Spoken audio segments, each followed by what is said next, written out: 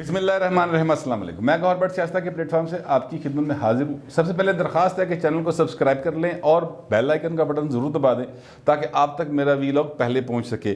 खबर यह है कि इमरान खान की जो पार्टी है वो पुराने तादी से संभाल नहीं सकी, नवे तादियाँ टुर पई है। और नवे तादी और पुराने तादी वो मैंने कहा संभाल नहीं सकी, वो कैसे नहीं संभाल सकी और नवे तादी के लब दी पई है, उन दोनों की तरफ मैं बात करूँगा। लेकिन उससे पहले मैं आपको आज सुहेल वड़ाई साहब बड़े मारूफ और मशहूर और मकबूल जियो के एक एंकर हैं और सहाफ़ी हैं, बड़े सीनियर, बड़े समझदार सहाफ़ी। मैं ये समझता हूँ कि बहुत कम लोग ऐसे हैं जो हमारे जो एंकर हजरात हैं जिनमें जो पढ़ने लिखने का शौक़ रखते हैं और किताबें पढ़ते रहते हैं। सुहेल वड़ाई साहब उनमें नंबर 1 हैं, वो ये काम करते रहते हैं, कालम बड़ा ज़बरदस्त लिखते हैं। आज उन्होंने एक कालम लिखा और वो कालम जो है वो है हमीद गुल साहब जो जनरल हुआ करते थे, जिनका मैंने कल ही तज़किरा किया था। जनरल हमीद गुल साहब ISI के सरबरा रहे और IGI भी उन्होंने बनवाई थी और इमरान खान को भी लॉन्च उन्होंने किया था बाकायदा तौर पर। वो ही इमरान खान को लेके गली गली कूचा कूचा फिरते थे, उसकी तरीफा चेंज करे, बोर्ड भी लगते सन और खबर भी छपाई जाती सन। तो वो हमीद गुल साहब ने एक ख़त लिखा है, आलम अरवाह से एक ख़त है। ये ज़ाहिर है फ़र्ज़ी ख़त है और फ़र्ज़ी बातें हैं, लेकिन इसमें कुछ चीज़ें हैं जो मुझे बड़ी अच्छी लगी तो मैंने सोचा आपके साथ शेयर करूं। और उसमें सबसे पहली चीज़ तो ये है कि जनाब जो ख़त है उसके मुताबिक ख़त ये है कि जनाब हमीद गुल साहब की रूह ये फरमा रही है जनाब वज़ीर आज़म इमरान खान साहब को कि सर आपकी और मेरी आपके बारे में गुफ्तगू हुई है मुल्ला उमर उसामा बिन लादन के साथ, वो बड़े राजी ने ताड़े। वो कहते जनाब इन्होंने चेंज लियांदी और एक शख्सियत जो कि अब तब्दील होगी ज़ाहिर है, और वो शख्सियत के 2-3 दौरों की वजह से अफ़गानिस्तान में बड़ी चेंज आई है और अमरीकी जो यहूदी हैं वो सारे नस नुस गए तो, और इस्लाम दुश्मन जितने थे, और अब वहाँ पर सुकून हो गया और हमें बड़ी फ़िक्र है कि जनाब अब हमें बड़ी खुशी है कि आपको अफ़गानिस्तान की बहुत फ़िक्र है। ये सारा ख़त है, काफ़ी लंबा ख़त है, तो मैं उसमें से कुछ 2-3 बातें आपके सामने रख रहा हूँ, ठीक है। उन्होंने कहा कि जनाब ये हमें पता चला है कि जनाब वहाँ पर आपके और रियासती इदारों के दरमियान को दराड़ पड़ गई है और इससे हमें बड़ी तशवीश है, क्योंकि खुदा करके 70 साल बाद एक ऐसी हुकूमत आई थी जिसमें अदारे और हुकूमत एक पेज पर थे। अफ़गान पॉलिसी हो, दीगर ममालिक से मुतल्लिका ख़ारजा पॉलिसी हो, दाखिला पॉलिसी हो, हर चीज़ पर एक थे। और लेकिन अब जो दराड़ पड़ गई थे भाजी, ये तो ख़तरनाक काम है, लिहाजा आप कुछ करें ताकि दराड़ ख़त्म हो और चीज़ों को बेहतरी की तरफ लेके जाएँ। साथ ही साथ उन्होंने ये भी कहा कि जनाब ये जो दराड़ है ना, इससे मुल्क दुश्मन फ़ायदा उठा सकते हैं और इस जो दुश्मन फ़ायदा उठाएगा वो उससे ज़ाहिर है कि पाकिस्तान की हुकूमत कमज़ोर होगी तो अफ़गानिस्तान की भी हुकूमत कमज़ोर होगी। अब ये सारी तंज़िया गुफ्तगू है जो सुहेल वड़ाई साहब एक्चुअली कर रहे हैं, नाम ले के हमीद गुल साहब का। वो एक पंजाबी की कहावत है कि रोंदी यारां नूं नां लै लै भरावां दे। तो सुहेल वड़ाई साहब ने कुछ इस तरह की हरकत की है, शरारती किस्म का कालम है ये जो उन्होंने लिखा है।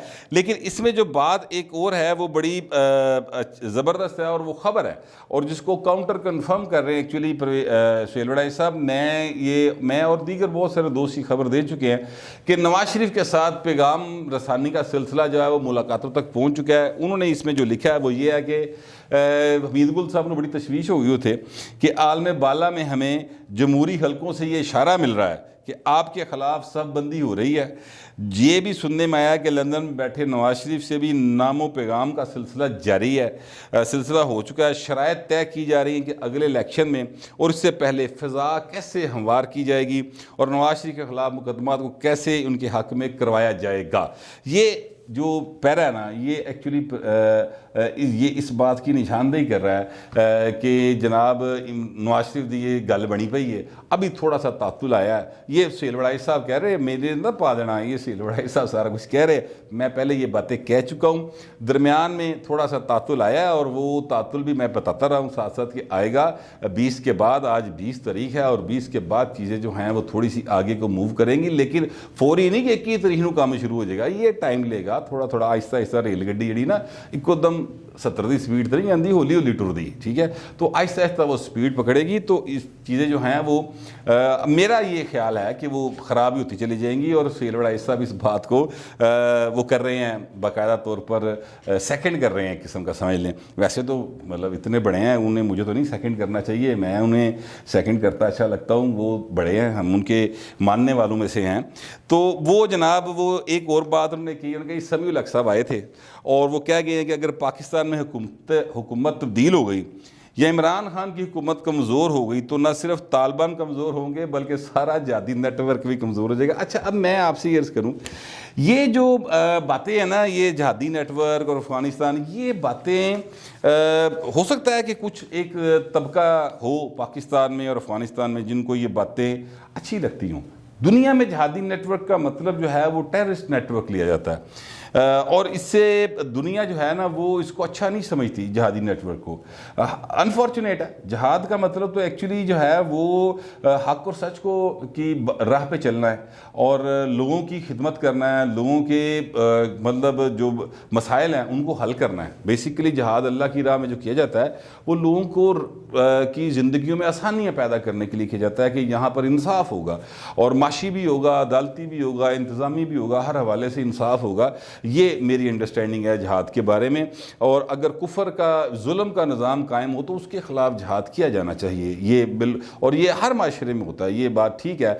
जुल्म के ख़िलाफ़ बोलना जो है वो बाकायदा जिहाद उसको कंसीडर किया जाता है। इस पर शायद कुछ आलम दीन जो हैं उनके फतवे भी मौजूद हैं, लेकिन मैं जो कहना चाहता हूँ वो ये नहीं है। वो ये है कि ये जो सुहेल वड़ाई साहब बार बार जिहादी नेटवर्क और जिहाद और जनाब मुल्ला उमर और उसामा बिन लादन के हवाले दे रहे हैं ना, ये पाइन दुनिया के विच इन्हों कोई अच्छा इंसान नहीं समझता। हमीद गुल साहब भी दुनिया से चले गए लेकिन उनको पाकिस्तान के जमहूरी हल्के जो हैं वो एंटी जमहूरियत समझते थे और एंटी डेमोक्रेसी करैक्टर समझते थे और उन्होंने हरकतें भी ऐसी की। वो खुद मानना उन्होंने IJ बनवाई थी, पैसे खर्च किए, उसमें से कुछ हैं जो दुनिया में नहीं रहे। मतलब काजी हुसैन अहमद साहब अल्लाह ताला उन्हें गरीके में रहमत करे, वो दुनिया में नहीं रहे, लेकिन नवाज शरीफ साहब तो दुनिया में हैं, उन पर भी इल्ज़ाम था कि पैसे लिए।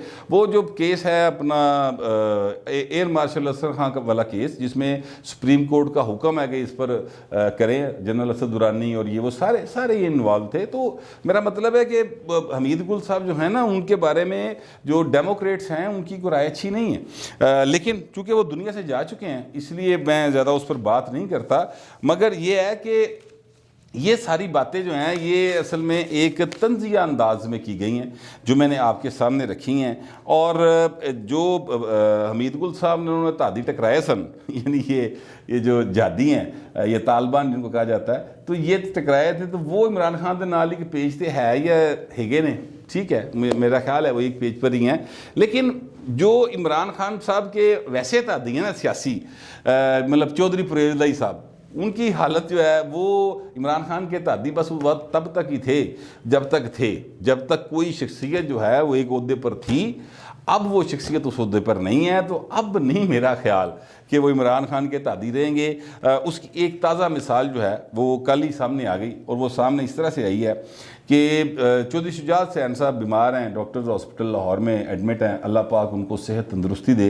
बल्कि अल्लाह पाक से मेरी दुआ है और आप सब लोगों से भी दरख्वास्त है कि ये दुआ ज़रूर किया करें कि अल्लाह पाक हर बीमार को शफा दे, क्योंकि ये शफा बाहर अल्लाह ताला ही दे सकता है। डॉक्टरों का जो है ना वो सिर्फ बा नहीं होता है, उन्होंने अपनी कारकरी लानी होंगी, किसी ने गोली असर करेगी किसी ने ना की, अल्लाह ताला ही है जो चीज़ों को बेहतर करता है।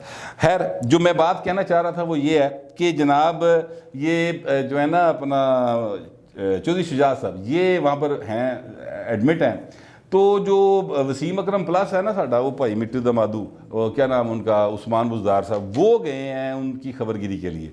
अच्छा, मैंने चेक किया परवेज़ लाई के की साइट से, नेटवर्क मेरे मुँह चो निकल रहा सी परवेज़ लाई साहब की साइड से, कि यार ये वहाँ पर गए हैं तो परवेज़ लाई क्यों नहीं मिले आप भाई, वो तो लाहौर में थे, वो गुलाम बीबी बरवाना को भी मिले, कल और भी MNA MPs मोनसलाई ये वो सारे जाके परवेज़ लाई घर मिल रहे। सर परवेज़ लाई साहब लाहौर में थे, वो उनके तादी भी वही हैं, स्पीकर हैं उस असम्बली के जहाँ से ये उस्मान बुज़दार साहब CM हैं, तो वो उन्होंने नहीं मिले या परवेज़ लाई साहब घर बैठे रहे।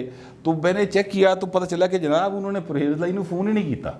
उन्होंने फ़ोन किया चौधरी सालक हुसैन को, जो कि ज़ाहिर है चौधरी शुजा हुसैन के साहबजादे हैं और MNA हैं, तो उनको फ़ोन किया और वहाँ पे जाके खबरगिरी करके वापस आ गए आदत करके। ये मामला हुआ है। तो इससे मैं आपको ये बात बताऊँ कि एक जब इन्होंने वोट दिया ये काफ लीग ने, और मैं कहता रहा हूँ आपको कि एक फ़ोन दी मार है, काफ लीग होवे, MQM होवे, GDA हो, बल्कि यार दिलावर ग्रुप हो, बल्कि मैं आपसे कहूँ कि बाकी सियासी पार्टियां भी ना एक फ़ोन दी मारी यानी वैसे एवं बंदा किसी दी खाम खा तारीफ करे और बदतरीफी करे।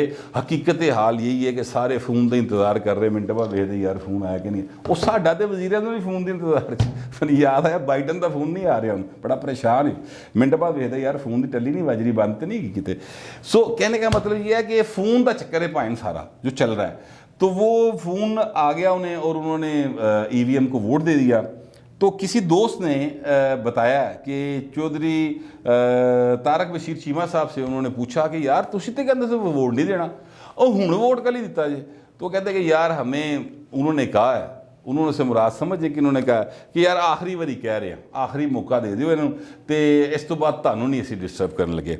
ये हालत है यहाँ पर मौजूद जो इस वक्त इत्तेहादी हैं इनकी, PTI की इत्तेहादी जमातों की इस वक्त कि एक दूजे नू मिल के राजी नहीं, तक के राजी नहीं। परवेज़ लाई और उस्मान बुज़दार एक दूसरे को देखने के रवादार नहीं हैं पंजाब के अंदर। ये पहले भी उन्होंने कहा था कि हम ऊपर वोट दे रहे हैं, लेकिन इसका मतलब ये नहीं कि हम पंजाब में भी साथ हैं, हम पंजाब में बिल्कुल आपके साथ नहीं हैं, बस बैठे हैं ठीक है, लेकिन असी तड़ तो बिल्कुल राज़ी नहीं है। ये परवेज़ लाई एंड कंपनी ने पहले कह दिया था। अच्छा, अब लेकिन इमरान खान की जो पार्टी है ना, वो यू टर्न अबाउट टर्न, बल्कि मैं की कमाऊँ, मतलब वो होता है ना एक राउंड अबाउट, वो राउंड अबाउट ही पार्टी बनी है। यानी इस तेज़ी के साथ भाएं वो जिहड़ी गल नूं मतलब पहले कह रहे हैं दहशतगर्द, मुड़ के उन्होंने जफ्फियां पाते हैं। साद रिजवी साहब रहा हुए और आज जनाब एजाज साहब उनके पास पहुँच गए हैं, फुल्लां दा गुलदस्ता लै के ते हसदे होया। अब मुझे समझ नहीं आ रही कि क्या किया जाए। यही एजाज चौधरी साहब थे जब इमरान खान एंड कंपनी जो है वो इनके ख़िलाफ़ बयानात दे रही थी, अस्करियत पसंद कह रही थी। यही एजाज चौधरी साहब हैं, उनके बयानात आप उठा के देख लें, शायाशुदा बयानात हैं। इन्होंने कहा कि जनाब ये मामला इन्होंने ख़राब कर दिया है, ये अमन पसंद तो नहीं है ना, फिर ये तो लोग पुलिस को नहाते पुलिस वालों को मार रहे हैं। एजाज चौधरी साहब की इस तरह के बयान आते थे। फवाद चौधरी जो कहता है वो अपनी जगह पर है, उनका तो फवाद चौधरी साहब का तो एक नज़रियाती सा इशू है ना, और वो उन्होंने तो इस बात को कंसीड कर लिया, उन्होंने तो इस बात को तस्लीम कर लिया कि हुकूमत और रियासत दोनों पसपा हो गई और उनमें इतनी ताकत नहीं है कि इन अनासर के ऊपर काबू पा सके। हालांकि मैं नहीं समझता कि रियासत पसपा हुई, रियासत के आगे कोई नहीं खड़ा हो सकता। पैन एवं गल्लां ही बड़ियां हैं। रियासत जब जिस दिन चाहेगी ना, ये तरीके लबैक हो या TTP हो, मतलब TTP से ज़्यादा तो मतलब तरीके लबैक वाले ख़तरनाक नहीं है ना, ठीक है। वो तो बरूद वाले सन, बकायदा बम धमाके करते सन, रियासत ने चाह तो सीधा कर लिया ना, ठीक है, और खुडे लैन लाता। तो इतनी सी बात है, रियासत जिस दिन फैसला कर ले वो कोई चीज़ नहीं खड़ी होती। हाँ, ताड़ी हुकूमत से दमखम कोई नहीं, ये बात फवाद साहब मैं मानता हूँ कि उसमें दमखम कोई नहीं है। अब परवेज़ लाई एंड कंपनी जो भी करेगी, लेकिन तरीके इंसाफ जो है वो तरीके लबैक पाकिस्तान के साथ अपने सियासी ताल्लुकात इस्तवार करने की कोशिश कर रही है और उनको अगले इंतखाबात के हवाले से अपना इत्तेहादी देख रही है और सीट टू सीट एडजस्टमेंट की तरफ पड़ी हुई है। यानी ये हालत हो गई है तरीके इंसाफ की हुकूमत में होते हुए। सूबे में भी हुकूमत है, वफाक में भी हुकूमत है, इनके ऊपर मुकदमा भी इस हुकूमत ने दर्ज किए, इनको नज़रबंद भी इस हुकूमत ने रखा, इनको दहशतगर्द भी इस हुकूमत ने कहा, इनको अस्करियत पसंद भी इस हुकूमत ने कहा, इनके खिलाफ बाकायदा कार्रवाई और खंदकें भी इन्होंने खोदी, रेंजर्स को भी इन्होंने कॉल किया, सारा कुछ किया, ठीक है। और हुण फुल्लां दा गुलदस्ता लैके चले जाते। यार ऐसे कैसे कर लेते हो भाई, मतलब मेरी समझ नहीं आता। एजाज साहब नूं बंदा पूछे सर ये सब कुछ आप कैसे कर लेते हैं, इतना मतलब है कि क्या कहते हैं हौसला कह लो, कितों लैके आते हो जी गल्लां, मेरी समझ में नहीं आता कि ये सारा कुछ ये किस तरह से कर लेते हैं। वो ये तो भाई ना जिहड़ी तुसीं गल्लां कीतियां सन उन्हां दी स्याही नहीं मुक्की, तुसीं फुल लैके पहुँच गए अगले के घर। और वो भी साहब जो है वो भी बड़े, आप तस्वीर देखें किस तरह से जफ्फियाँ पा के, पहले वो तो खैर खुश होंगे, जाहिर है कि उनकी जीत हुई है और भाई साहब हारे, इतने पहुँच गए ने और ढिठाई के साथ हंस रहे हैं वैसे इजाज़ चौधरी साहब, लेकिन बाहर वो पहुँच गए वहाँ पर। अब असल कहानी क्या, असल कहानी ये है कि सर आज 20 तारीख है और 20 तारीख के बाद से मैंने पहले भी कहा ये मेरी कोई इन्फॉर्मेशन नहीं है, मेरा गुमान है, मेरा ख्याल है, मेरा सियासी तजिया है कि 20 तारीख के बाद से अब इस हुकूमत ने जो भी करना है ना, पीटीआई की गवर्नमेंट ने, वो अपने ओन पे करना है। सियासी मामलात के हवाले से मैं बात कर रहा हूँ, ये जो भी करना कराना ना अपने ओन पे करना है। और इनको पता है कि हुण वो वाला चोपड़ियाँ खुआने वाली माँ जड़ी ना वो नहीं रही, ठीक है। तो अब चीज़ें खुद ही चलानी पड़ेंगी, इसलिए वो अब माशरे में ज़िंदा भी तो रहना है। तरीके लबैक वाले एवं को फतवा देना तो इजाज़ चौधरी बेचारे को पैसे पूसे कोई नहीं गार्ड रखने दे, वो की करेगा। लिहाजा वो मामलात को बेहतर करने की तरफ जा रहे हैं कि हम अगले इलेक्शन में जाएंगे, सियासी मामलात, सीट एडजस्टमेंट, इस तरह की गुफ्तगू जो है ना वो करने जा रहे हैं। लेकिन यार इस पर मुझे ख्वाजा आसफ साहब की एक बात याद आ गई, कौमी असम्बली में उन्होंने कही थी कि कोई शर्म होती है, कोई हया होती है।